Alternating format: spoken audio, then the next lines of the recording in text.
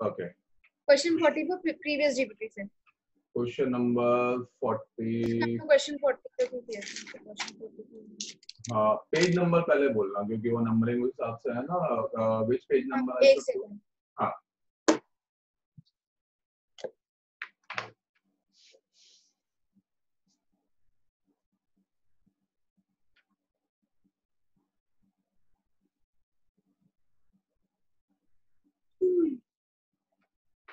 हाँ, विच page number? एक second. हाँ, sure. Page number 4। Okay, page number 4, and then question number? Question number 44. 44, double four. The dissociation energies of H2 and F2 molecules are given. Okay, so it has told me कि bond dissociation energies H2 का given है, F2 का भी given है, and HF का भी given है. This is the data known to me, whatever is the values. Calculate electronegativity of fluorine if that of hydrogen is to be 2.1 on Pauling scale. F calculate करना है. If you assume that G H is equal to 2.1, मतलब उसने एक theoretical question दे दिया है आपको, क्योंकि ये तो आपको already actually पता ही होता है कि फ्लोरीन की इलेक्ट्रॉन नेगेटिविटी 4.0 4.0 होती है। हाँ, बट उसने और एक्चुअली तो बाकी सबकी इलेक्ट्रॉन नेगेटिविटी जितने भी ये हैं, बाकी सबकी जो इलेक्ट्रॉन नेगेटिविटी होती है वो तो आपने इस हिसाब से किया हुआ है ना कि फ्लोरीन के रेस्पेक्ट में एक्चुअली बाकी सबकी electron negativity is calculated, right? Clear? Exactly. है ना? तो बट अभी उसने क्वेश्चन को थोड़ा सा थियोरेटिकल करके इस हिसाब से दे दिया आपको कि भाई अगर आप हाइपोथेटिकली एज्यूम करो कि हाइड्रोजन के रिस्पेक्ट में सबकी इलेक्ट्रॉन नेगेटिविटी मुझे कैलकुलेट करनी है, first understand the essence of the question कि अगर हाइड्रोजन की 2.1 है तब फ्लोरीन का क्या होगा? आंसर तो फिर वही आएगा क्योंकि हाइड्रोजन की होती 2.1 है, उसने एक्चुअल डेटा दिया है। सो अब इलेक्ट्रॉन नेगेटिविटी कैलकुलेशन के लिए जो अपना फॉर्मूला हुआ करता था उसको सीधे सीधे बस यहाँ पे अप्लाई करना है। 0.20 square root of delta x ये था ना, x difference xb is equal to 0.208 square root of delta. Remember where delta was equal to EAB minus square root of EA2 multiplied by EB2. Clear है? ठीक है ना? Okay, तो यहाँ पे क्या क्या दिया हुआ है मुझे? EB2 is given, EA2 is given, EAB is given, and इसमें let's assume कि मैं A हाइड्रोजन को assume कर लेता हूँ and B I will assume let's say fluorine. तो हाइड्रोजन का x से हो जाएगा, ये 2.1 के 1 है, ये कैलकुलेट करना है। हो जाएगा? हाँ ठीक है बेटा? ठीक है। हाँ, नेक्स्ट क्वेश्चन बताओ। नेक्स्ट क्वेश्चन है क्वेश्चन नंबर 52। पेज नंबर, अच्छा इसी कंटिन्यूएशन में। ओके, सो 52 डिस्पाइट अगले उसी पेज पे। ठीक है। Despite the second electron affinity to be positive, it is found that oxide and sulphides. क्या हुआ? हाँ, question despite the second electron affinity to be positive, it is found that oxides and sulfides are found to be the most abundant ores. इसमें तो वो है ना बेटा, मैंने बताया था आपको। सी सबसे पहले तो वो ऐसा क्यों? सबसे पहली चीज क्वेश्चन का ऐसा समझो, वो पॉजिटिव नहीं है तो वहां पे करेक्शन है। Despite the second electron affinity to be negative, second ये तो नेगेटिव होगा ना सबसे पहले चीज, ये तो करेक्शन ही कर लो वहां पे। ये क्लियर हुआ? उसने लिखा हुआ है despite the second electron affinity to be positive. Positive नहीं आएगा, एक तो नेगेटिव आएगा, डेल्टा पॉजिटिव आएगा, इलेक्ट्रॉन नेगेटिविटी में नेगेटिव है ना? Delta Hg will be positive, electron Ea will be negative, right?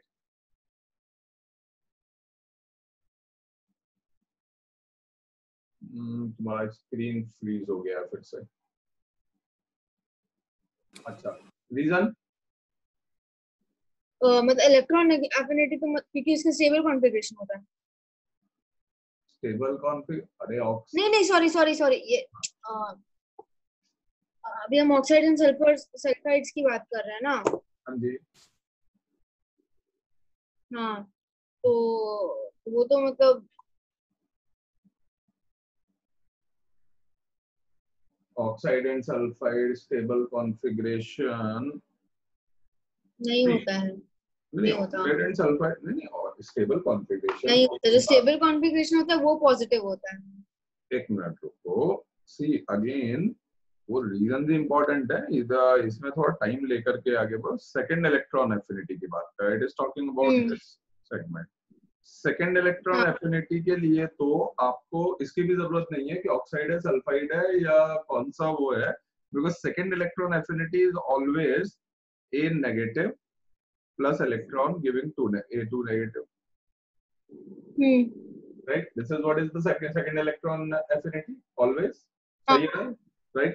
अब अगर हाँ, ये कह रहा है कि A negative plus electron giving A 2 negative, तो एक चीज तो आपको ऑलरेडी कंफर्म्ड है कि जो आपका रिएक्टेंट है वो एक एनायन है, सही है ना, राइट? हाँ, अभी अगर रिएक्टेंट एनायन है और उसके ऊपर ये जो नेगेटिव चार्ज आपने लगा दिया, इसकी वजह से हाई इलेक्ट्रॉन डेंसिटी मिलेगी। हाँ, मिलेगी। आप इन दोनों को देखो, ये एक नेगेटिव चार्ज है जहां पे मैंने सर्कल बनाया, और ये इनकमिंग इलेक्ट्रॉन है जो इसके ऊपर ऐड होने के लिए आ रहा है। हाँ, तो जनरली यहाँ पे फोर्स ऑफ रिपल्शन काफी हाई होंगे, हाँ, there should be relatively very high force of repulsion available over here, हाँ, राइट? तो फोर्स ऑफ रिपल्शन ज्यादा होंगे तो जनरली जो सेकंड इलेक्ट्रॉन एफिनिटीज होंगी वो नेगेटिव होंगी ना, पॉजिटिव थोड़ी होंगी। सेकंड एक और सेकंड इलेक्ट्रॉन का एडिशन है ना बेटा। हाँ, तो इसलिए नेगेटिव हो जाएगा। हाँ, अब वो कह रहा है कि अब सेकंड है, उसका क्वेश्चन भी एक्चुअली यही था, वो तो मिसप्रिंट है पॉजिटिव, तो अगर पॉजिटिव होता ये तब तो बहुत अच्छी बात है ना, बहुत इजीली बन जाएगा, हाँ, राइट? तो उसका क्वेश्चन तो एक्चुअली यही है कि despite the second electron affinities to be negative, still oxide और सल्फाइड ओर बहुत हेवीली एग्जिस्ट करते हैं नेचर में, राइट? जो ऑक्साइड एंड सल्फाइड ओर्स हैं, वो कह रहा है कि इतने ज्यादा फिर एग्जिस्ट क्यों करते हैं, जैसे सोडियम ऑक्साइड हुआ, Na2S हुआ, इन सबके बेसिकली आपको सॉलिड क्रिस्टल्स मिल जाएंगे नेचर में। हाँ, तो क्वेश्चन समझ में आया? इट इज सेइंग कि आप इन दोनों चीजों को एक साथ कैसे जस्टिफाई करोगे कि ये बेसिकली एबंडेंट ओर्स भी होता है और सेकंड इलेक्ट्रॉन एफिनिटी भी नेगेटिव होती है, राइट? तो इसका जो जस्टिफिकेशन है वो तो वो है ना अपना lattice energy, very large magnitude, lattice और हाइड्रेशन एनर्जी के मैग्नीट्यूड बहुत ज्यादा लार्ज होता है, राइट? और लैटिस और हाइड्रेशन मैग्नीट्यूड बहुत ज्यादा लार्ज क्यों होते हैं इनके with respect to any other energy? Reason?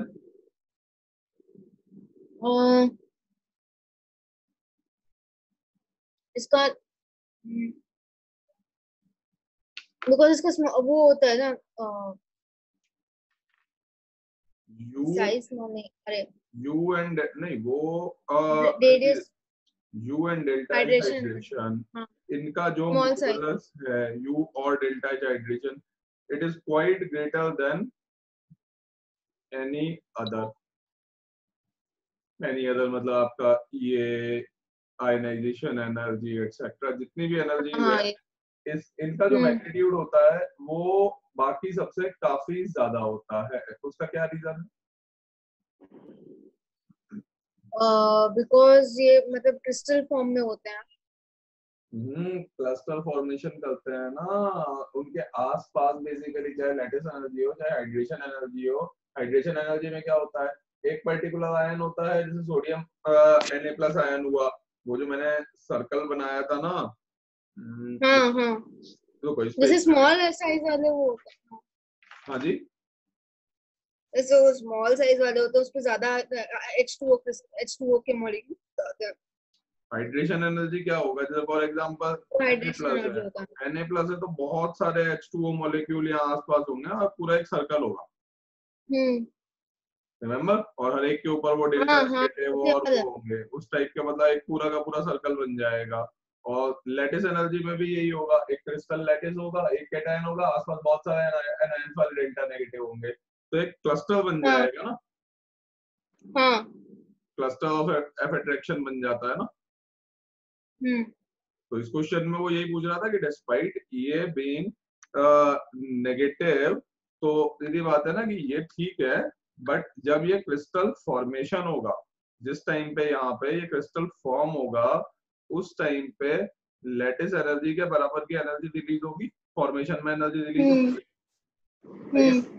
Formation के अंदर हमेशा एनर्जी रिलीज होती है, अग्रीड। तो जब ये लैटिस एनर्जी के बराबर की एनर्जी यहाँ पे आपके रिलीज होगी, इसका मैग्नीट्यूड बहुत लार्ज होगा,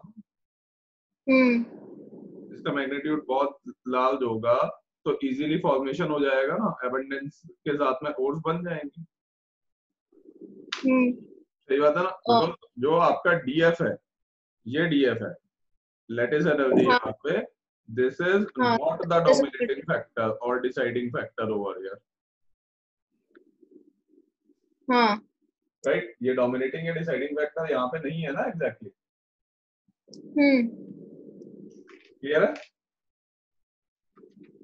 अच्छा तो यहाँ पे ये हुआ कि क्योंकि इसका मतलब लैटिस एनर्जी हाई होता है इसलिए हाँ इसके क्रिस्टल्स इजीली बन जाते हैं, हाँ या बेसिकली इसका फॉर्मेशन बहुत इजीली हो जाता हाँ फॉर्मेशन इजीली, मतलब इसमें उसका एसेंस ये था, वो कह रहा था कि इलेक्ट्रॉन एफिनिटी तो अपोज कर रहा है इस क्रिस्टल फॉर्मेशन को, फिर ये बन कैसे रहा है। तो द पॉइंट इज कि है। हाँ electron affinity is not the dominating factor ना, इलेक्ट्रॉन एफिनिटी का मैग्नीट्यूड हाँ। प्लस है, लैटिस एनर्जी का मैग्नीट्यूड 100 है।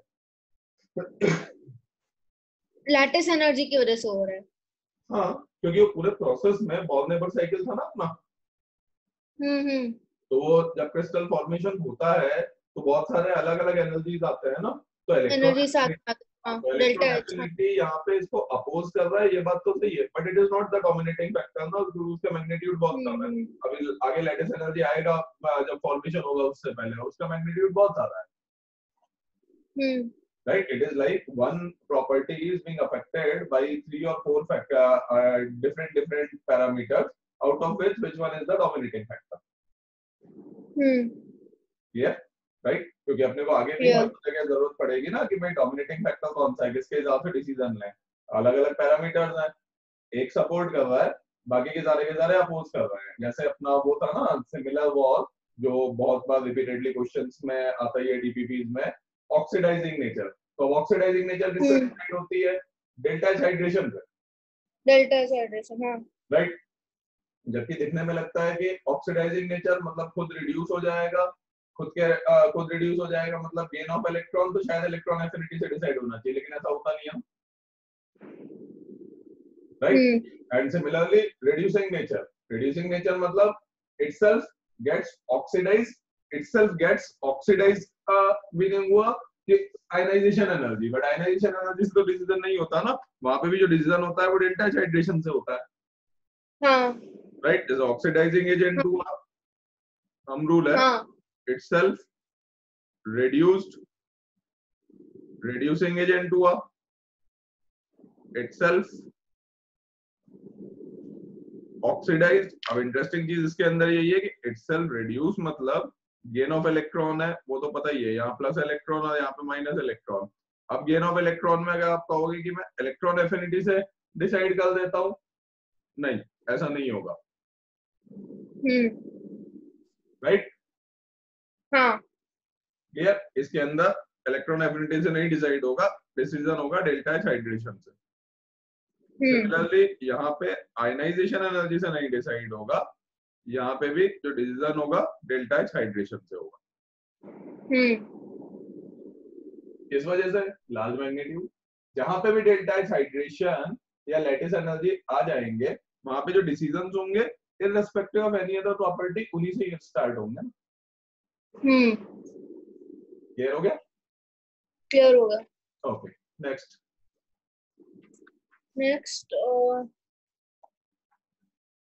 Question 14। Question number 14। Oxidation state actually मैंने सीखा नहीं है। ऑक्सीडेशन स्टेट रेडॉक्स अभी नहीं किया है क्या आपने? आई मीन एक्चुअली मुझे याद नहीं है, मैं इसको खुद से बता देता पढ़ूं हूँ क्या? बता देता हूँ मैं एक बार बता देता हूँ, उससे आप मुझे ये भी बता देना कि ये पार्ट हुआ है या नहीं हुआ है, तो मेरे को आइडिया हो जाएगा ना कि वो कहाँ से लेना। वो सिंपल है, oxidation state of boron in potassium tetrafluoroborate. सबसे पहले तो when it says potassium tetrafluoroborate, इसका सबसे पहले तो फॉर्मूला क्या होगा, के फिर बोरोन एंड BF4। KBF4 इसका फॉर्मूला होगा, 4 फ्लोरीन थे, टेट्राफ्लोरोबोरेट एंड पोटेशियम। ये ठीक है, सबसे पहले इसका हाँ फॉर्मूला। तो अब KBF4 ऑक्सीडेशन स्टेट एक्चुअली ऐसे निकालते हैं, KBF4 है, ये एक न्यूट्रल मॉलिक्यूल है, हाँ, कोई चार्ज नहीं है ना इसके ऊपर, देयर इज नो चार्ज, नहीं न्यूट्रल है। So it has to be a neutral molecule. सही है। हाँ अच्छा, अब पोटेशियम की जो ऑक्सीडेशन स्टेट होती है वो +1 होती है, अग्रीड? क्यों होती है +1, रीजन? वो ऐसे बुक्स में दिया होता है ना कि किसकी कितनी रहती है। नहीं बट हमें मैंने एक वीडियो देखा था, उसमें वो यही बोल रहे थे कि मतलब दिया रहता है कि कितनी किसकी कितनी होती है। नहीं, जैसे अगर हमें नहीं नहीं तो ओके, तो फिर ये ऑक्सीड नहीं, ठीक है, फिर आप अभी छोड़ ही दो इसको। ऑक्सीडेशन स्टेट ना एक बार वो छोटा सा ही पार्ट होगा, 1 घंटे में 0 से कर लेंगे, वो ज्यादा बेटर है, क्योंकि वो केवल एक ठीक क्वेश्चन है। सॉल्व करने में फिर बेनिफिट नहीं है, उसको पूरा कर लेते हैं अच्छे से। हम्म आसान सा पार्ट है, बहुत आसान है, बट एक बार प्रॉपरली करते हैं। हम्म हम्म। हाँ हाँ, नेक्स्ट क्वेश्चन बताओ। क्वेश्चन 15, इसमें तो हाइड्रो H है नहीं, H2 नहीं है, तो हम कैसे निकालेंगे? और एक काम करना, ये ऑक्सीडेशन स्टेट वाला ना कल ही मुझे याद दिला देना, वैसे भी वो बॉन्डिंग वाला पार्ट स्टार्ट मुझे करना ही है, उसमें तो काम बॉन्डिंग, आने हाँ वाला है, तो मैं पहले ही ले लूंगा इसको, छोटा सा पार्ट है और बड़ा आसान ठीक सा। है। हाँ, आपका okay. Question number 15, the formula of basic anhydride from beryllium hydroxide. ये उसने सिमिलर एनालॉजी, बेरिलियम हाइड्रोक्साइड है, मुझे लगा बेरिलियम ऑक्साइड है। एक सेकंड। बेरिलियम ओहो, हाइड्रोक्साइड ओहो, अच्छा, इसलिए हाँ, तो मैं कर लूंगी। हो जाएगा ना, वही जैसे एसिड्स में करते थे, इसने बेस में दे दिया। हाँ इसीलिए गड़बड़ हो गया। हाँ ठीक है, और बताओ। ठीक है, कोई बात नहीं। हाँ, फिर क्वेश्चन नंबर 17 का सी, बॉन्ड स्ट्रेंथ। क्वेश्चन नंबर 17 का सी पार्ट, बॉन्ड स्ट्रेंथ। हाँ, ये मैंने जानबूझ के रेड कलर मार्क नहीं किया था, ऑल्दो बॉन्डिंग से थोड़ा सा रिलेटेड है, but why I did not mark वो मैं बता देता हूँ। It is asking me bond strength का ऑर्डर पूछ रहा है ये, HF, हाँ। HCl, HBr, HI में। ठीक है, this is what it is asking me, हाँ राइट? अच्छा, अब HF, HCl, HBr, HI में अगर ये बॉन्ड स्ट्रेंथ का ऑर्डर पूछ रहा है, यहाँ पे मैं इसको जानबूझ के मैंने इसको रखा था, पूरा मैं अभी नहीं सॉल्व करूंगा, पूरा मैं कल सॉल्व करूंगा, क्योंकि इसमें 2 पार्ट्स हैं, वो उसी पर्पस से मैंने यहाँ पे रखा था, ताकि दोनों का एक बार कंपैरिजन आपको समझ में आ जाए। थोड़ा सा ध्यान से देखना इस चीज को, रिलेटिवली थोड़ा सा टिपिकल है। इसमें क्या होगा, जो बॉन्ड स्ट्रेंथ होती है, भाई बॉन्ड स्ट्रेंथ वैसे भी कल से आना स्टार्ट हो जाएगी। स्ट्रेंथ बेसिकली 2-3 चीजों के ऊपर अलग अलग डिपेंड करती है। अब एक बड़ी मजेदार चीज है इसमें, 1 मिनट के लिए ये भूल जाओ कि यहाँ पे बॉन्ड स्ट्रेंथ पूछा हुआ है, आप ये प्रिज्यूम करो I have asked you acidic strength, तो उसका ऑर्डर क्या होगा आपके हिसाब से? If I have asked you the acidic strength right now, acidic strength. हाँ, बॉन्ड स्ट्रेंथ भूल जाओ, वो मैंने जानबूझ के यहाँ रखा है। एसिडिक स्ट्रेंथ रिलेटिवली काफी आसान हो जाएगा, बट अब उसका बॉन्ड स्ट्रेंथ से आगे क्या लेना देना है वो यहीं पे क्लियर होना जरूरी है। पहले एसिडिक स्ट्रेंथ करते हैं। हाइड्रा एसिड्स हैं, स्ट्रेंथ इसके लिए pardon? तो एसिडिक स्ट्रेंथ हाइड्राइड्स के लिए। हाँ, हाइड्राइड्स एंड हाइड्रा एसिड्स। यार कोई बात नहीं, नोट्स रेफर कर लो, वो मैं सब नोट्स, मैं अपने खुद के भी नोट्स बनाए ताकि मैं याद रख पाऊँ, नहीं, वो वो क्योंकि मुझे थोड़ा प्रॉब्लम हो रही थी। धीरे धीरे क्वेश्चन सॉल्व करोगे ना, तो अपने आप प्रैक्टिस होती हाँ। जाएगी। Electronegativity covalent hydrides. डिपेंड होता है। इलेक्ट्रोनेगेटिविटी बढ़ेगी तो एसिड स्ट्रेंथ बढ़ेगा।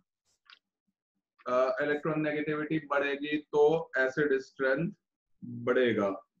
एक मिनट, नहीं, वापस से ध्यान से देखो एक बार।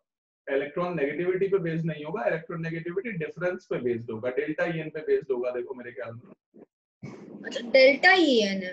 हाँ। आप आई थिंक आपने ईएन लिखवाया था देखो देखो नोट्स में भी। देख लो ना, उसका पूरा लॉजिक देख लो। कोई भी प्रॉपर्टी में डायरेक्टली कभी भी कुछ भी मत डेल्टा याद ईएन। करो। हाँ देखो अगेन, आप ऐसे मत याद करो, आप उसका लॉजिक याद कर लो, आप अपने आप खुद ही उसको कैलकुलेट कर पाओगे, समझ आएगा। क्योंकि अच्छा। ऐसे अगर याद करोगे बाई चांस कभी भी अगर दिमाग से निकल गया तो कुछ गड़बड़ी हो सकती है। तो उसका लॉजिक याद कर लो कि जो कुछ भी आप यूज कर रहे हो, ये एन डेल्टा ये एन आई, उसका लॉजिक क्या है, मतलब वो किस तरीके से अफेक्ट कर रहा है उस प्रॉपर्टी को। हाँ तो उसके लॉजिक के हिसाब से देखो, कोवेलेंट हाइड्राइड्स में जाओ, कोवेलेंट हाइड्राइड्स में देखो हाइड्रा एसिड्स हैं। नोट्स ओपन है आपके सामने, शुड आई स्टार्ट रीडिंग? हाँ मैं कर रही हूँ, एक सेकंड। नोट्स ओपन करो पहले। मैंने अपने लिए भी शॉर्ट में लिख दिया था बिकॉज लाइक क्वेश्चन सॉल्व करने के लिए इजी हो जाए थोड़ा। हाँ राइट। ठीक है मैं एक सेकंड करती हूँ।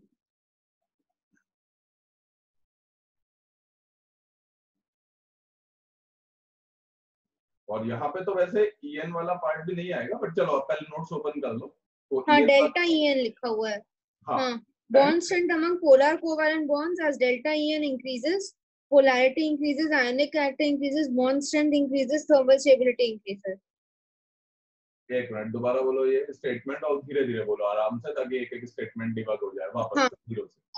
हाँ bond strength among polar covalent bonds as delta EN increases, polarity increases, percentage of ionic character increases, bond strength increases, and therefore thermal stability increases. Bond strength decreases, ऐसा लिखा हुआ है। हाँ डेल्टा ईएन पे। हाँ ये कौन से वाले सेगमेंट में है? आप delta page number 5। Page number 5, एक मिनट रुको, मुझे यही बस मेन डिस्कस करना था। आज इसको डिस्कस करके भले कर लेंगे। Bond strength among polar covalent bonds, right. हाँ तो अब देखो डेल्टा ईएन जैसे जैसे बढ़ेगा, पोलैरिटी बढ़ेगी तो परसेंटेज आयनिक कैरेक्टर बढ़ेगा, तो बॉन्ड स्ट्रेंथ बढ़ेगी, थर्मल स्टेबिलिटी बढ़ेगी। ठीक है, अभी ये पेज नंबर 5 पे ना हम लोग अभी वापस आते हैं, यही वाला मेन पार्ट डिस्कस करना है, then we will wrap up for today. और बहुत इंपॉर्टेंट कॉन्सेप्ट है ये। अब इसके अंदर आप आओ हाइड्रा एसिड्स में, आओ जरा इसके नीचे वाली पेज पे, पेज नंबर 7 पे। पेज नंबर 7 पे कोवेलेंट हाइड्राइड्स। ठीक है, अब कोवेलेंट हाइड्राइड्स में नंबर 1 सबसे पहले तो always go worry step by step, बिल्कुल ग्राउंड जीरो से, भले ही आपको पूरा प्रैक्टिस भी हो जाए, सारे क्वेश्चन आते हो, तब भी जो बेसिक्स हैं वो मत छोड़ना, जीरो से ही बिल्कुल स्टेप बाय स्टेप आगे जाना। Number 1, if I ask for the acidic strength in HFHCl HBr HI, तो ये जो HFHCl HBr HI है ये हाइड्रा एसिड्स हैं, कोवेलेंट हाइड्राइड्स है। Agree, covalent hydrides hydra acid होता है बाय डिफॉल्ट, सही है राइट। इसमें तो कुछ कंफ्यूजन नहीं है। अब कोवेलेंट हाइड्राइड्स में जो which are known as hydra acids, उसमें हम एसिड स्ट्रेंथ कैलकुलेट कैसे करते हैं? लेफ्ट टू राइट और टॉप टू बॉटम, पहले ये देखो आपके सामने होगा, देखो नोट्स में, बताओ मुझे। हाँ left to right EN factor dominates. हाँ, और down the group? Down the group size factor dominates. Very good. Part A part B लिखा हुआ है, देखो left to right EN, part B size या बॉन्ड डिसोसिएशन एनर्जी। अब ये क्या है, ये जो हम इस समय देख रहे हैं, this is top to bottom, right. अभी ऊपर पेज 5 पे भी मैं आऊंगा जहाँ पे वो डेल्टा इन वाला पार्ट लिखा हुआ है ना, I will come to that also. पहले इसको सॉल्व करते हैं। नंबर 1 वी आर सॉल्विंग कि एसिडिक स्ट्रेंथ को अगर मुझे सॉल्व करना है तो कैसे सॉल्व करना है, आंसर तो बात की बात है, राइट। अब टॉप टू बॉटम में लूंगा, टॉप टू बॉटम में लूंगा तो बोलो साइज, यहाँ पे डोमिनेटिंग फैक्टर साइज होगा। हाँ। सबसे पहले DF एक बॉक्स में लिख दिया मैंने, बिना DF के हमारी गाड़ी कभी भी आगे हमें बढ़ानी ही नहीं है, भले ही हमारा आंसर सही आ जाए चाहे गलत आ जाए, इररिस्पेक्टिव ऑफ दैट।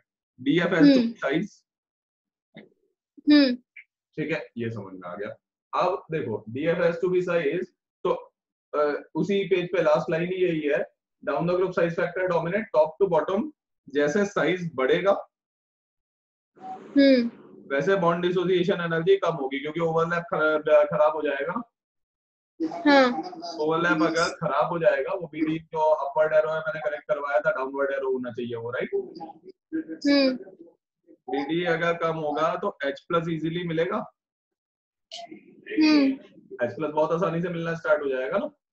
H+ बहुत आसानी से मिलना स्टार्ट हो जाएगा तो एसिड स्ट्रेंथ आपकी इंक्रीज होनी शुरू हो जाएगी। अग्रीड? सही है। तो अच्छा, ये एक चीज हो गई। अभी हम लोग वापस आते हैं आपका जो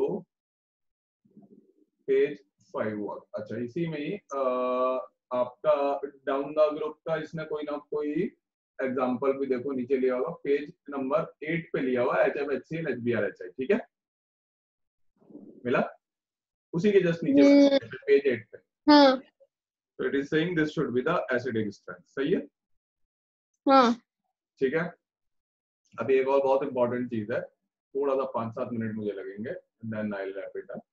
यहाँ पे आओ आप, एप्लीकेशंस ऑफ इलेक्ट्रॉन नेगेटिविटी में अगर आप आकर के देखोगे, यहाँ पे जो आप कौन सा पेज?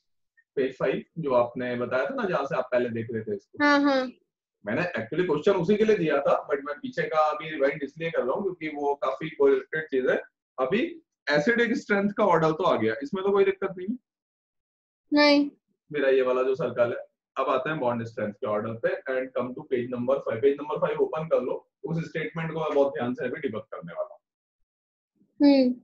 अच्छा, अब देखो ये हमारा एसिडिक स्ट्रेंथ का ऑर्डर है। अभी मैं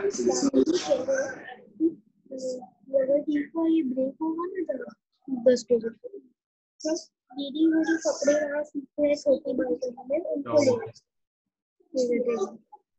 कुछ नहीं, शुगर वाला पानी ले आओ। सृष्टि ध्यान से देखो, नहीं तो समझ में नहीं आएगा। ये पेज नंबर 5 ओपन है आपके पास में? हाँ ओपन है। पेज नंबर 5 में देखो क्या कह रहा है, bond strength among polar covalent bonds. Bond strength among polar covalent. अच्छा, अभी अगर केवल ये बॉन्ड स्ट्रेंथ वाले क्वेश्चन को अगर सॉल्व करना हो तो वो तो मेरे सामने आई थिंक लिखा ही हुआ है, आंसर में लिखा हुआ है, राइट? है ना। बॉन्ड स्ट्रेंथ का क्या ऑर्डर आ रहा है, इसका जस्ट रिवर्स आ रहा है जो मेरा एसिडिक स्ट्रेंथ है। Am I right? This is the order coming for bond strength. हाँ ठीक है। और इसका रीजन क्या है, डीएफ क्या बताया है यहाँ पे, ये जो बॉन्ड स्ट्रेंथ का ऑर्डर एज ऑफ नाउ आप जो कैलकुलेशन कर रहे हो, क्योंकि बॉन्ड स्ट्रेंथ बाकी तो केमिकल बॉन्डिंग में आएगी, यहाँ पे मैंने कैलकुलेशन किया है डेल्टा EN से। ठीक है, राइट। अच्छा, दोनों को मैंने दोनों इसीलिए आमने सामने लिखे हैं। आप इसको वैसे भी सॉल्व तो कर सकते थे कि एसिडिक स्ट्रेंथ अगर HI की ज्यादा है तो बॉन्ड स्ट्रेंथ वैसे भी कमी होने वाली है ना। हाँ, H+ इजीली दे रहा है ना। अग्रीड? ये यहाँ तक समझ में आ गया, क्योंकि इसके बाद फिर एक इम्पोर्टेंट चीज है, ये क्लियर है? यहाँ तक कोई डाउट नहीं? ठीक है। अब आप मुझे एक चीज बताओ, ये जो डेल्टा EN वाला पार्ट है, बॉन्ड स्ट्रेंथ जहां से हमने कैलकुलेट किया, डेल्टा EN कितना है बताना स्टार्ट करो। इलेक्ट्रोनेगेटिविटी याद है? हाँ, तो यहाँ पे तो 0 होगा। कहाँ पे? अलग अलग बता। HF पे। HF पे 0 क्यों होगा? Electron negativity difference. क्लोरीन और H की इलेक्ट्रॉन नेगेटिविटी बताओ वापस से। क्लोरीन और H की, हाँ सॉरी, क्लोरीन और H की सबसे ज्यादा होगी। 4.0 माइनस 4.0 माइनस 2.1। हाँ राइट। 4.0 Cl की कितनी है इलेक्ट्रॉन नेगेटिविटी? 3.5। 3 फिर 3 फिर 2.5। 3 फिर ब्रोमीन की कितनी है? आराम से, जल्दबाजी में नहीं। ब्रोमीन की कितनी है? हाँ सॉरी 3। हाँ अच्छा, हाँ वो अक्रॉस द पीरियड होता था। ब्रोमीन की 2.8, क्योंकि 2.8 है ना, क्योंकि 2.5 आयोडीन की होती है और 3 और 2.5 के बीच में आना है उसको। ठीक है। हाँ। अभी डेल्टा एन तो कैलकुलेट हो जाएगा, वो तो दिख ही रहा है 4 - 2.1 सबसे ज्यादा है ही इसके अंदर एक्सट्रीम एंड में, ये समझ में आ गया। अब पेज नंबर 5 में जो स्टेटमेंट लिखा हुआ है ना वो बड़ा इंटरेस्टिंग स्टेटमेंट है। अच्छा ये इसके अलावा और कोई डाउट बचा है क्या किसी क्वेश्चन? अगर बचा भी है तो कल कर लेंगे क्योंकि ये थोड़ा सा इंपॉर्टेंट है आगे बॉन्डिंग से रिलेटेड। अभी आपका जो स्टेटमेंट क्या रहा है यहाँ पे देखो, अभी तक पूरे जीआईसी में एक्चुअली बॉन्ड स्ट्रेंथ अभी तक मैंने डिस्कस किया ही नहीं है, और इनफैक्ट ये वाला जो क्वेश्चन है इसको छोड़ के बॉन्ड स्ट्रेंथ जहाँ पे भी आया है ना डीपीपी में, वो मैंने रेड कलर मार्क कर दिया था, अगर आप नोटिस करोगे। केवल इसको मैंने छोड़ा हुआ था, उसका रीजन है बॉन्ड स्ट्रेंथ यहाँ पे जो बेसिकली मैंने लिखा है ये डेल्टा एन वाला ये जो पार्ट है, this is applicable among polar covalent bonds only, और किसी के लिए भी आप इसको अप्लाई नहीं कर सकते for calculation of bond strength, number 1, right. अच्छा अब नंबर 2, यहाँ पे एक इंटरेस्टिंग चीज है, जैसे जैसे डेल्टा एन बढ़ेगा, statement says delta N increases so polarity increases, ये बात सही है, चार्जेस इंक्रीज हो जाएंगे, that is fully agreed by me, right? This वाला पेज ले लेता हूँ मैं, ये तो अभी अपने को याद है ही। So it says the page number 5 actually says कि as delta n increases, then your polarity increases। यहाँ तक तो बात समझ में आ गई। यहाँ तक I don't think कोई भी डाउट है। अब ये कह रहा है कि polarity increases, step by step है, स्टेप 1 फिर स्टेप 2। अब ये कह रहा है polarity increases so it means percentage ionic character increases. ध्यान से देखते हैं ना, बहुत इंटरेस्टिंग चीज है ये। अच्छा before I move into this, just आपको अगर कभी आपने सुना हो केमिकल बॉन्डिंग, जैसे आपने थोड़ा बहुत पढ़ा है, क्या कोवेलेंट बॉन्ड और आयनिक बॉन्ड इनमें से ज्यादा स्ट्रॉन्ग कौन सा होता है? Any idea? आयोनिक, मुझे याद नहीं। नहीं एक सेकंड, कोवेलेंट होता है एक्चुअली, मुझे याद नहीं, सच्ची बोल रही हूं। Why I told you this, ये बहुत ही, even when I used to teach in Bansal classes Kota, पेस वेस तो खैर उस टाइम इतना डेवलप भी नहीं हुआ था, even there the people were confused कि कौन सा बॉन्ड ज्यादा स्ट्रांग है। आपको किसी किताब में नहीं मिलेगा दुनिया की, एक्सेप्ट एक फॉरेन ऑथर की बुक आती है बेसिकली जॉन हॉपकिंस की, वहां पे उन्होंने क्लियरली मेंशन किया है आयनिक बॉन्ड और कोवेलेंट बॉन्ड में से कौन सा स्ट्रांग होता है। ये किसी भी बुक के अंदर उन्होंने they have avoided, they have escaped it out कि यार इससे थोड़ा दूरी रहे। I will tell you why. ये बड़ी इंटरेस्टिंग है। पहले तो मैं आपको आंसर बता देता हूँ, covalent bond is 100 times stronger than ionic bond. अच्छा, सबसे पहले तो इसका आंसर। सेकंड इज कि 100 टाइम्स स्ट्रॉन्गर देन कोवेलेंट आयनिक, मैंने आपको बताया ना। हाँ सर, एक सेकंड में ये फोन लेके आई। हाँ उनको दे दो। हाँ तो covalent bond is 100 times stronger than ionic bond. Actually ionic तो बॉन्ड ही नहीं होता, आयनिक के आगे बॉन्ड यूज करना, आपको याद है बहुत पहले मैंने एक बार बताया भी था कि आयनिक के आगे बॉन्ड मत यूज करो, आयनिक के आगे फोर्स यूज करो। फोर्स यूज करो, फोर्स होता है। हाँ, और कोवेलेंट एक्चुअली मैं तो आप उसी पे गया था कि वो तो एक फोर्स होता है। हाँ, अब ये जो मैंने आपको बताया ना इट इज 100 टाइम्स स्ट्रॉन्गर, वो भी क्यों है वो मैंने आज इसलिए ले लिया ताकि आगे जाकर के आपको कंफ्यूज हो, क्योंकि ये बिल्कुल क्रिस्टल क्लियर करना बहुत जरूरी है, नहीं तो आगे बहुत गड़बड़ हो जाएगा पूरा इनऑर्गेनिक ऑर्गेनिक में। अब ये क्या है, डेल्टा एन बढ़ा, पोलैरिटी बढ़ी, परसेंटेज आयनिक कैरेक्टर बढ़ गया। ठीक है, बहुत अच्छी बात है। परसेंटेज आयनिक कैरेक्टर जैसे जैसे इंक्रीज हो रहा है, इसके आगे के जो दो स्टेटमेंट लिखे हुए हैं ना कि आपकी बॉन्ड स्ट्रेंथ इंक्रीज हो गई और उस वजह से यहाँ पे थर्मल स्टेबिलिटी रिलेटिवली बढ़ गई, ये बड़ा डेंजरस क्वेश्चन है, स्टेटमेंट है। I tell you why. एक और स्टेट मतलब इसके आगे, यहाँ मैं रेड कलर से लिखता हूँ, देखो जो आपके नोट्स में लिखा हुआ है, इसके आगे उसने लिखा है कि बॉन्ड स्ट्रेंथ बढ़ गई और then it is talking about thermal stability and all, कि ये इंक्रीज हो गई। एक्चुअली ये सबसे पहले तो एक चीज मैं यही मेंशन कर देता हूँ, इसको तो क्रॉस कर देता हूँ मैं, गलत कुछ भी नहीं है, सब कुछ सही लिखा हुआ है यहाँ पे, उसी के बेसिस पे उसने नीचे रिजल्ट भी इन्फर किया है, बट मैंने क्रॉस क्यों किया है? थर्मल स्टेबिलिटी में ये केवल एक सपोर्टिंग फैक्टर होगा, आपने थर्मल स्टेबिलिटी खुद ही पढ़ा हुआ है। You are getting my point? Thermal stability में सबसे पहले तो ये हाइड्राइड्स है, राइट? अब ये हाइड्राइड्स हैं, छोटे वाले हुए ना H- या H+, तो या तो वैसे लैटिस एनर्जी से डिसाइड करोगे, डिसीजन मेकर नहीं होगा ये।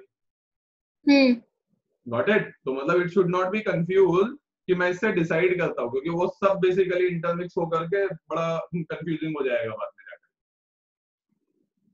ठीक है, तो हम यहाँ पे ये भी देखो, सपोर्टिंग फैक्टर बहुत सारे हो सकते हैं किसी भी चीज के, बट सपोर्टिंग फैक्टर कब अपोजिंग फैक्टर बन जाएगा कुछ भरोसा नहीं होगा। तो आप केवल और केवल डोमिनेटिंग फैक्टर याद रखोगे, ठीक है।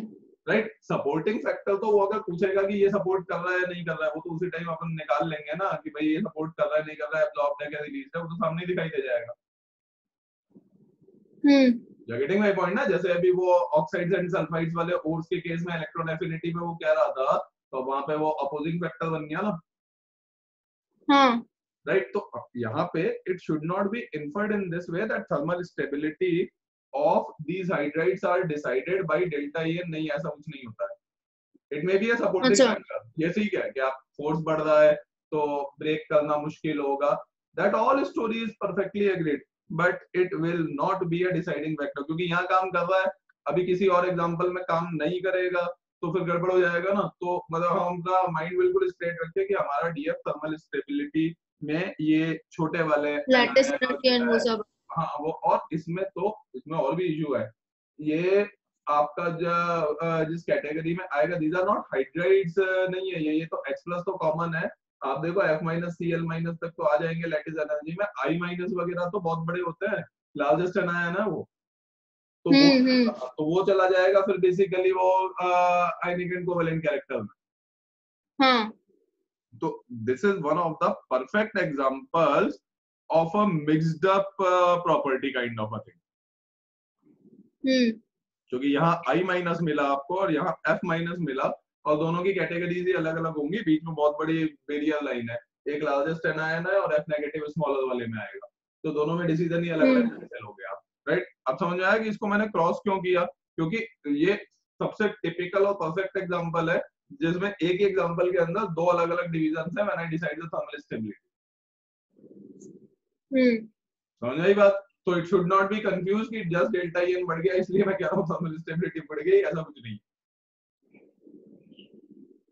लॉजिक समझ में आया? It may be a supporting factor. हाँ अच्छी बात है, डेल्टा एन बढ़ेगा, फोर्स ऑफ अट्रैक्शन बढ़ेगा, ऑल क्रिस्टल मजबूत होगा, that is very good, but मैं ठीक है, डिसीजन समझ गया। गॉट इट ना, क्योंकि आप किसी और जगह इसी चीज को अप्लाई कर दोगे तो बड़ी प्रॉब्लम हो जाएगी। पहली चीज। दूसरा वाला रेड कलर देखो मैंने मार्क किया हुआ है बॉन्ड स्ट्रेंथ, ठीक है? अब ये बड़ी इंटरेस्टिंग चीज है, व्हेन यू आर सेइंग ये मैं अभी आज पूरा इसको लूंगा भी नहीं क्योंकि उसमें काफी टाइम लगेगा। I will start tomorrow, oxidation state complete करके बॉन्डिंग यहीं से मैं शुरू करूंगा। अब मजेदार चीज ये है, ये स्टार्टिंग में तो मैंने जानबूझ के आपको नहीं बताया, नहीं तो कुछ भी समझ में नहीं आता। अब आपने सारी चीजें देख ली है तो अब काफी क्लैरिटी रहेगी इसमें। बॉन्ड स्ट्रेंथ किसकी, कौन से बॉन्ड की बात कर रहे हैं यहाँ पे हम? व्हेन यू से इन कंटिन्यूएशन। कोवैलेंट। हाँ covalent. Okay, so you know a very interesting thing over here is, आप कोवेलेंट बॉन्ड की स्ट्रेंथ की बात कर रहे हो और आप ये कह रहे हो कि परसेंटेज आयनिक कैरेक्टर बढ़ रहा है इसलिए बॉन्ड स्ट्रेंथ बढ़ रही है। हाँ। है ना मजेदार चीज एक्चुअली, राइट? और ये वाला स्टेटमेंट बहुत फेमस है, सारी बुक्स में ये एज इट इज लिखा हुआ मिलेगा, बिल्कुल इसी उस थर्मल स्टेबिलिटी वगैरह तो बाद में लगा दिया है, वो अलग बात है, बॉन्ड स्ट्रेंथ तक एज इट इज मिलेगा। So now this is very dangerous statement, अगर ध्यान से कोई अगर इसको नहीं देखेगा आगे जाकर के वो कंफ्यूज होकर सब मिक्सअप कर देगा बॉन्ड स्ट्रेंथ में, कि आप बात कर रहे हो पोलर कोवेलेंट बॉन्ड की और आप कह रहे हो कि परसेंटेज आयनिक कैरेक्टर बढ़ रहा है और पोलर कोवेलेंट बॉन्ड स्ट्रेंथ बढ़ रही है। सो इसमें कंफ्यूजन पता है क्या होता है, यहाँ से ही ये लोग इन्फर करते हैं, even the faculties had taught 2006 की बात है, यहाँ तो नहीं बंसल कोटा जो सबसे टॉप मोस्ट है इंडिया में, क्लास में पढ़ा दिया गया था कि आयनिक बॉन्ड कोवेलेंट से ज्यादा स्ट्रॉन्गर होता है। आप इसको देख लो, इससे यही दिखाई दे रहा है। समझ में आई बात? बेसिकली कि अगर ये स्टेटमेंट में बहुत ध्यान से इसको नहीं इन्फर करता हूँ कि वो इंटरलिंकिंग कैसे है, तो यहाँ से तो ये दिख रहा है परसेंटेज आयनिक कैरेक्टर बढ़ा तो बॉन्ड स्ट्रेंथ बढ़ी, राइट? और बॉन्ड स्ट्रेंथ की बढ़ी, पोलर कोवेलेंट बॉन्ड की भी बढ़ गई, तो इसका मतलब तो जितना ज्यादा आयनिक कैरेक्टर बढ़ेगा उतनी बॉन्ड स्ट्रेंथ बढ़ती जाएगी, तो फिर तो आयनिक बॉन्ड सबसे ज्यादा स्ट्रॉन्गेस्ट बॉन्ड होना चाहिए। मतलब ये मैं आपको इसलिए ये डायरेक्शन में बता रहा हूँ, how super confusing is this which has not been cleared anywhere. होता है इसका बिल्कुल रिवर्स है, कोवेलेंट बॉन्ड तो 100-200 टाइम्स स्ट्रॉन्गर होता है, ऑर्गेनिक केमिस्ट्री की एक बुक आती है फॉरेन यूनिवर्सिटी की पीएचडी में मॉरिसन बॉयड, उसने बिल्कुल क्लियर बताया हुआ है इस चीज को। तो ये शुरू में मैंने नहीं बताया था कौन सी बुक हाँ हाँ बोलो। कौन सी बुक आती है? नाम सुना है मॉरिसन बॉयड? Morrison Boyd? हाँ, अब तो बेसिकली आप लोगों के काम नहीं आएगा, हमारे टाइम में तो जेई का बहुत टफ हुआ करता था, ऑब्जेक्टिव ऑब्जेक्टिव कुछ नहीं था, तो सब्जेक्टिव था, तो उस टाइम यूज करते थे उसको। अच्छा। उसके अलावा और कहीं पे, इसीलिए लोगों ने एस्केप आउट क्यों किया है बुक्स में इस स्टेटमेंट से। ये वाला स्टेटमेंट हर जगह मिल जाएगा, सारी बुक्स में इसका ऑब्जेक्टिव क्वेश्चन बहुत सारे बने हुए हैं, बट ये स्टेटमेंट से अगर थोड़ा डीपली जाओ इन्फेरेंस ये हो जाता है कि फिर तो आयनिक बॉन्ड बहुत स्ट्रांग होना चाहिए, जो एक्चुअली होता ही नहीं। You're getting my point basically. तो अब अच्छा, यहाँ पे इंटरलिंकिंग में बता देता हूँ, then I'll wrap up, then I'll start tomorrow from here only. Types of bond से start होता है पूरा केमिकल बॉन्डिंग, आयनिक कोवेलेंट कोऑर्डिनेट।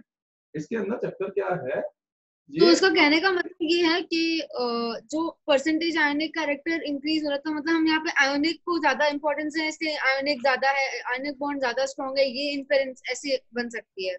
नहीं, यहाँ पे सी ये पर वो गलत है। वो तो पूरी तरीके से गलत है, क्योंकि छोटा मोटा डिफरेंस नहीं है। मैंने बताया ना, कोवेलेंट बॉन्ड तो 100-200 टाइम्स स्ट्रॉन्गर है आयनिक बॉन्ड से। आयनिक तो बॉन्ड ही नहीं मानते, जब ऑर्गेनिक केमिस्ट्री बिल्कुल शुरू हाँ करता है तो आयनिक को तो हाँ बॉन्ड हाँ ही नहीं मानते हम लोग, वो हम कहते हैं आयनिक हाँ। तो बॉन्ड है ही नहीं। तो बेसिकली ये वाला जो स्टेटमेंट होता है ना, delta EN increases and polarity increases, इसको मेरे को थोड़ा टाइम लगेगा। इसमें होता क्या है देखो, मैं एक आइडिया आपको अभी दे देता हूँ जिससे रात को नींद अच्छी आएगी। एक्सप्लेन तो कल ही होगा।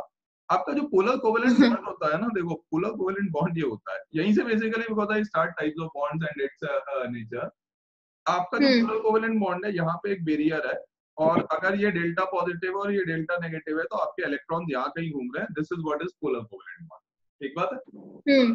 और अब यहीं पे मैं साथ में आयनिक बना देता हूँ जरा। आयनिक ये होता है, ये A+ है और ये B- है, और इसमें मैं कर्व्ड लाइंस बना रहा हूँ।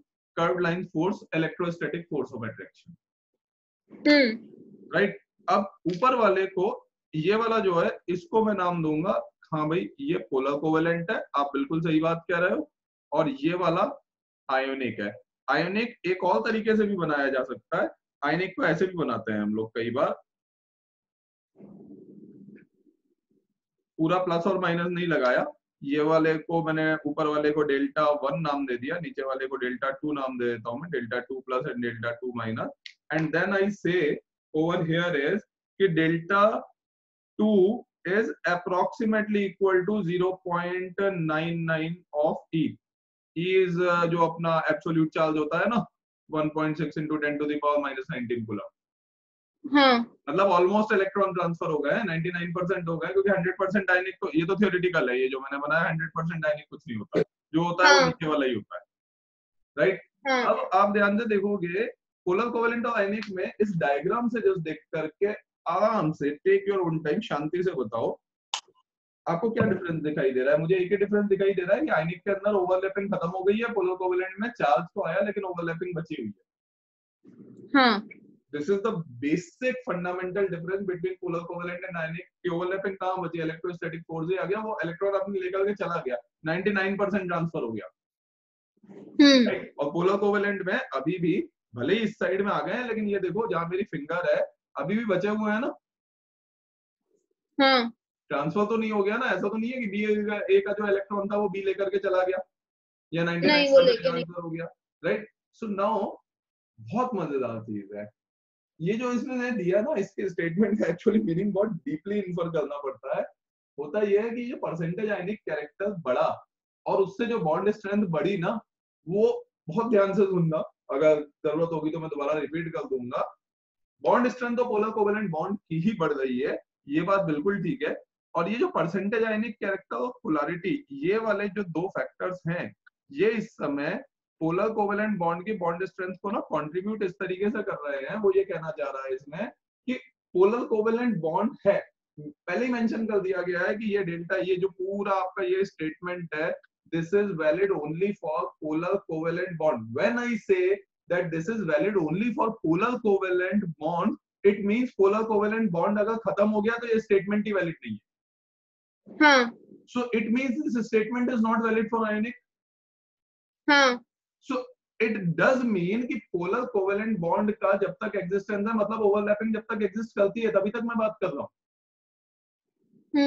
जब तक 99% इलेक्ट्रॉन ट्रांसफर नहीं हुआ तभी तक ये स्टेटमेंट वैलिड है ना, ये क्लियरली मेंशन, राइट। तो इसका मतलब ये कहना चाह रहा है कि ओवरलैपिंग तो सर है ही, क्योंकि आपने बोल दिया पोलर कोवेलेंट बॉन्ड में ही आप बात कर रहे हो। सो ओवरलैपिंग डज एग्जिस्ट।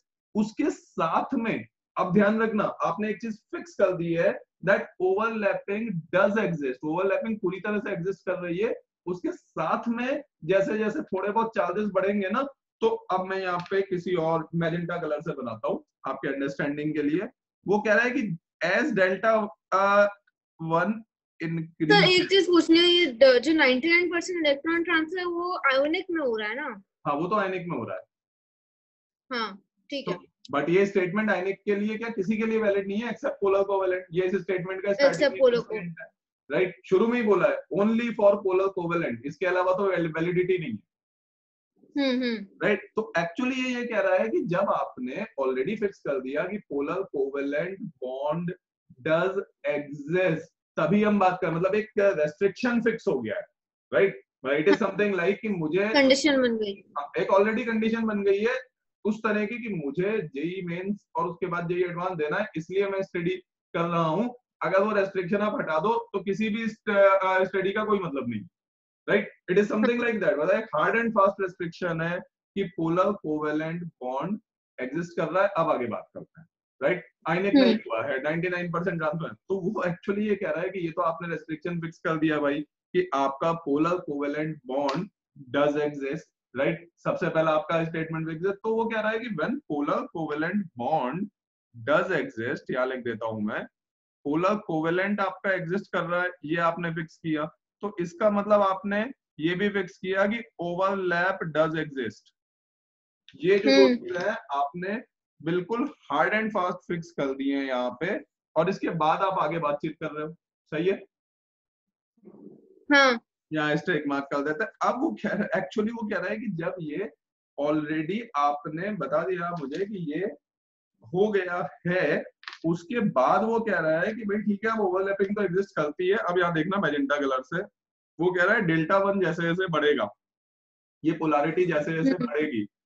अब मैं यहाँ पे आपके अंडरस्टैंडिंग के लिए ऐसा कुछ यहाँ पे बनाना नहीं है, बट आपको समझाने के लिए बना रहा हूँ कि डेल्टा वन जैसे जैसे बढ़ेगा, अब ये जो डेल्टा वन प्लस और डेल्टा वन माइनस है, इसकी वजह से ये जो डॉटेड लाइन से मैंने बताया है, ये थोड़ा बहुत इलेक्ट्रोस्टैटिक फोर्स भी होगा यहाँ पे पोलैरिटी की वजह से। हाँ। So the interesting thing is कि पोलर कोवेलेंट बॉन्ड होता ही यही है कि उसके अंदर ओवरलैपिंग होती है और पोलैरिटी की वजह से थोड़ा बहुत इलेक्ट्रोस्टैटिक फोर्स होता है, राइट। तो वो ये कह रहा है कि जैसे जैसे delta EN one delta one बढ़ेगा, वैसे वैसे इसको F1 अगर आप नाम दे देते हो सपोज, तो ये F1 थोड़ा और बढ़ जाएगा।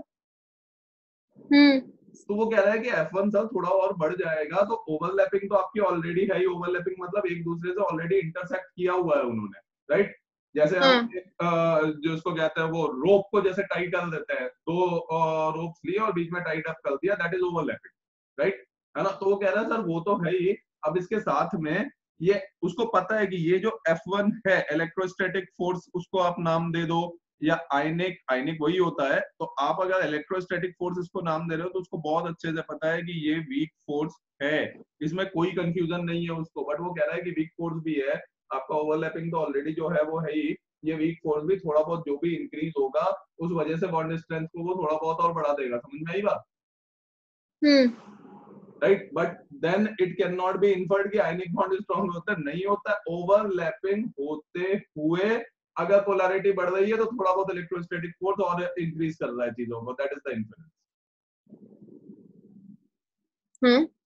नहीं समझ में आया, दोबारा ध्यान से सुनना, ये स्टेटमेंट आ जाएगा समझ में, अब कोई दिक्कत नहीं है। वो कह रहा है कि ओवरलैपिंग एग्जिस्ट करते हुए, लेट्स से कि ओवरलैपिंग वाली जो बॉन्ड स्ट्रेंथ थी वो थी 100, ठीक है, राइट। और ये जो इलेक्ट्रोस्टैटिक फोर्स है, इसकी वजह से अगर वो 100 थी और ये इलेक्ट्रोस्टैटिक फोर्स जितना ज्यादा बढ़ेगा, 2 या 3 के से तो मैं बोल सकता हूँ ना कि थोड़ा और फोर्स एक्स्ट्रा आ गया तो थोड़ा और पास पास आ गया, समझ में आई बात। तो वो ये कह रहा है कि आपका जो 100 है वो तो आपने ऑलरेडी फिक्स कर दिया, इसके फिक्स होने के बाद में अगर डेल्टा 1 2 है और अगर डेल्टा 1 3 है, तो डेल्टा 1 अगर 3 ग्रेटर देन 2 है तो F1 तो थोड़ा सा बढ़ जाएगा ना, इलेक्ट्रोस्टैटिक फोर्स का एग्जिस्टेंस तो शुरू हो ही गया है ना, क्योंकि पोलैरिटी तो है ही, हाँ राइट। तो जब पोलैरिटी है, इलेक्ट्रोस्टैटिक फोर्स का एग्जिस्टेंस है, तो जितना ज्यादा वो इलेक्ट्रोस्टैटिक फोर्स होगा, ये बॉन्ड और ज्यादा स्ट्रॉन्गर होगा ना, पोलर कोवेलेंट बॉन्ड। हाँ, अच्छा, समझ बात? इलेक्ट्रोस्टैटिक की वजह से स्ट्रॉन्गर होगा। इलेक्ट्रोस्टैटिक की वजह से स्ट्रॉन्गर होगा, but then it should not be inferred, electrostatic को आप आयनिक कहते हो, but then it should not be inferred ना कि ionic bond is strong. Ionic bond stronger नहीं है, उसका कंट्रीब्यूशन ही बहुत वीक है ना, हाँ, उसका कंट्रीब्यूशन वीक है। राइट। मतलब व्हाट आई एम सेइंग, ये स्टेटमेंट देख के तो ये लगता है कि आयनिक बॉन्ड बहुत जितना ज्यादा बढ़ेगा बॉन्ड स्ट्रेंथ बढ़ जाएगी, तो आयनिक बॉन्ड बहुत ज्यादा मजबूत होता होगा। ऐसा कुछ नहीं है, स्मॉल कंट्रीब्यूशन की बात कर रहे हैं। We are not at all talking about the large contribution, right? ये पूरी कहानी अगर हाइड आउट कर देते हैं तो ऊपर वाले से दिखता है कि अच्छा आयनिक बॉन्ड तो बहुत स्ट्रांग है। It's like a charity organisation, और उसमें उन लोगों ने किसी एक डोनर की बात कर रहे हैं, मतलब ऑर्गेनाइजेशन में जैसे अगर 50,000 लोग रोज डोनेट करते हैं, राइट तो राइट, एक ही पर्सन ने डोनेट किया, वैसा। हाँ बिल्कुल, मतलब हम स्मॉल कंट्रीब्यूशन भी कंट्रीब्यूशन तो होता ही है ना, कंट्रीब्यूशन तो होता राइट। ही है, हाँ। अब ये पूरा जो मैंने डेटा एनालिटिक्स बताया, ये अगर हटा दे तो यहाँ से तो ये लगता है अच्छा आयनिक कैरेक्टर बढ़ेगा तो बॉन्ड स्ट्रेंथ बढ़ती जाएगी, मतलब ionic bond should be the strongest, right, which is very funny, which is not at all the case. आप 100 और 2 को कंपेयर कर रहे हो, बट 100 के अंदर अगर 2 ऐड होगा, what you are exactly saying कि 103 इज ग्रेटर देन 102। 100 तो था ही अपना कोवेलेंट वाला, मतलब हाँ ये 103 आया हाँ 100 प्लस 3 और ये आया 100 प्लस 2। हाँ समझ गया ना आप? बेसिकली तो आप एक्चुअली तो 3 ग्रेटर देन 2 की बात कर रहे हो। हाँ आयनिक बॉन्ड बॉन्ड स्ट्रॉन्ग नहीं होता, वो तो वीक ही होता है, बट जो भी वो कंट्रीब्यूट, क्योंकि पोलर कोवेलेंट बॉन्ड में पोलैरिटी का कंट्रीब्यूशन आना शुरू हो जाएगा। बट आपका मतलब अगर आप ये स्टेटमेंट हटा दो यहाँ से, पोलर कोवेलेंट और ओवरलैप का फिक्स जो आपने पैरामीटर लिया, ये अगर हटा दो तो प्रॉब्लम हो जाएगी, क्योंकि आपका जो 100 है वो तो आपका बेस है, मतलब 100 डज एग्जिस्ट, हाँ, ये समझ श्योर गए है समझ गए ना? समझ उसके गए। बाद बात कर रहे हो आप, so this statement must not be inferred कि आयनिक बॉन्ड इज स्ट्रांग या आयनिक, बहुत ज्यादा कंट्रीब्यूट करा, ठीक है। है ना? मतलब आयनिक के स्ट्रेंथ और वो सब होते ही नहीं है, वो तो जो होता है कोवेलेंट का ही होता है। बहुत ही वीक है, पर उसने फिर भी कंट्रीब्यूट किया, ओके। हाँ बिल्कुल, मतलब जो भी कंट्रीब्यूशन वो देगा। और पोलर कोवेलेंट, एक्चुअली पोलर ठीक है ठीक है। कोवेलेंट मतलब टर्म ही बिल्कुल ऐसी है ना। पोलर कोवेलेंट का मतलब है एक्चुअली वो, उसका नाम पोलर कोवेलेंट नहीं होना चाहिए, बट क्या है वो वर्ड सही नहीं होता, इसका एक्चुअल नाम होना चाहिए कोवेलेंट पोलर। कोवेलेंट पहले है, पोलर बाद में, राइट। बट वो कोवेलेंट पोलर सुनने में उतना सही नहीं लगता, तो बेसिकली उसको पोलर कोवेलेंट नाम दे दिया गया। बट द एक्चुअल इज कि this is covalent polar bonds. पहले वो कोवेलेंट है और उसके बाद में वो पोलैरिटी आना उनका स्टार्ट है। पहले हाँ। ओवरलैपिंग होती है ना, और बाद में पोलर। क्लियर?